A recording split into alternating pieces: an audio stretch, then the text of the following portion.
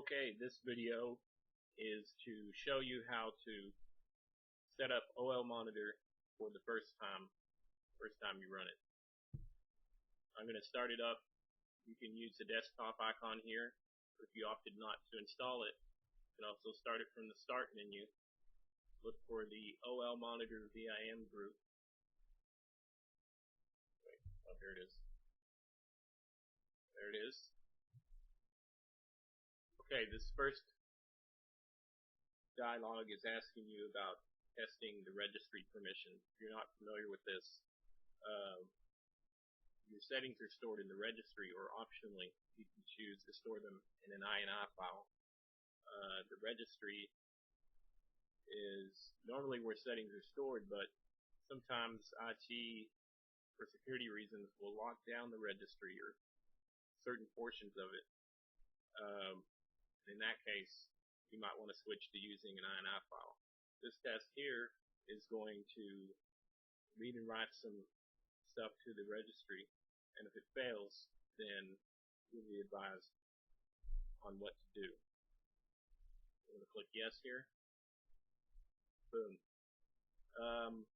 This is my home computer, so no issues with lockdown security. Everything is going to be successful. Here we go. Alright, first run. It's telling you that you need to set up some options first. And do you want to do this? You should say yes. And it'll tell you that the fields in yellow are essential to successfully retrieve data.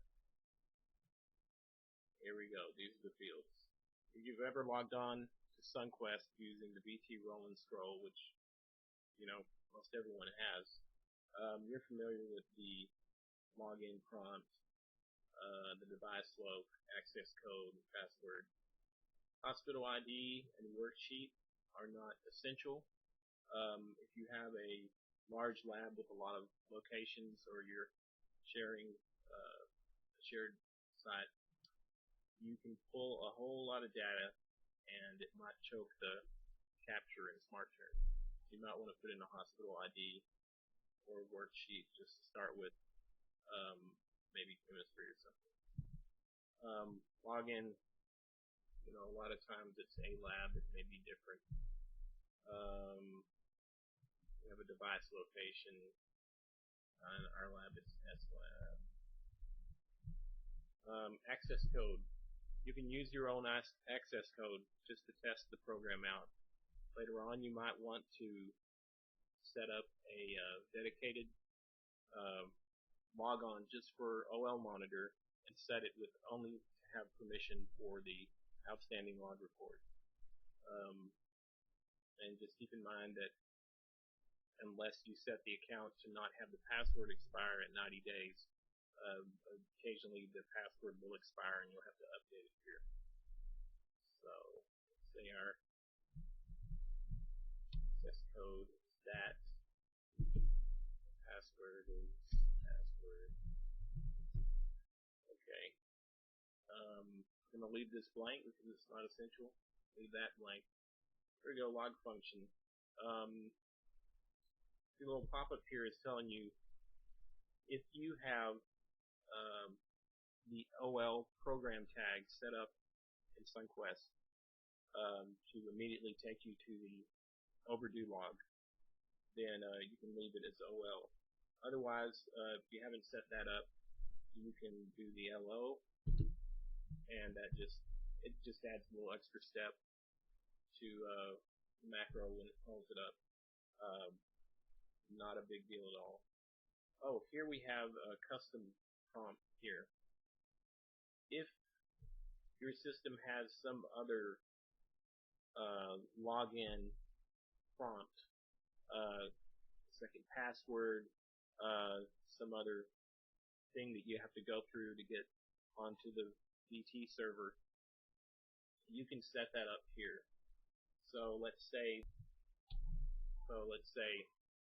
your system, for whatever reason, has a prompt that says Dharma something, and then if you just press enter at this prompt, it just blank. If you have to type in a password or a username or something, we would type that in. Alright, so every time the macro is logging on, in this text here, Dharma appears, the macro will respond with this. And that helps them, some people have weird systems, and if you're one of those people, you're happy to have this option. Notice just right away that if you hover the mouse over anything here, you'll get a little pop-up help telling you about what the option is. This can be pretty useful in figuring out all these options. Also, there's an online manual that can explain all this stuff to you. But right now, we're just getting set up. We're just going to pull some data. I'm going to click OK here. Okay, wait, I'm not going to click OK. Okay, I'm going to go off on a bit of a tangent here and show you how to find your MySys server IP if you don't remember it. Otherwise, you don't really have to go through this, but I'm just going to show you a little trick. Well, the only way. I'm going to show you how, if you've been connecting to SunQuest using SmartTerm in the past, you can find the MySys server IP from your previous SmartTerm session. So let's just load up SmartTerm and we'll use this. So this is if you've been connecting to SunQuest using the roll and scroll SmartTerm here. All you got to do is look on connection, telnet properties. There it is. There's your. Okay, so now you've successfully found your server IP. Put it in there. This is going to get stored in the OL monitor session file of SmartTerm. All the other settings are going to get stored in the INI file or the registry or wherever you opt to save your settings to. Just a little side note there. Alright, click OK. Click OK, your savings get stored. See here, this is a countdown. When this hits 0, it's going to attempt to connect to SunQuest. Okay, here comes SmartTerm. The macro loads automatically in SmartTerm, and the only purpose of the macro is to pull log. You can see some messages up here about what the macro is doing. It has its own countdown, and we can see that it's connected to the server. It put in the wrong password because I haven't set that up. Also, this really isn't a SunQuest server because I'm just doing this as an example. But as you can see, the macro is actively trying to connect to the server, and at some point we'll pull the outstanding log, sorry, the overdue log, and get your data. We're just going to skip to that real quick.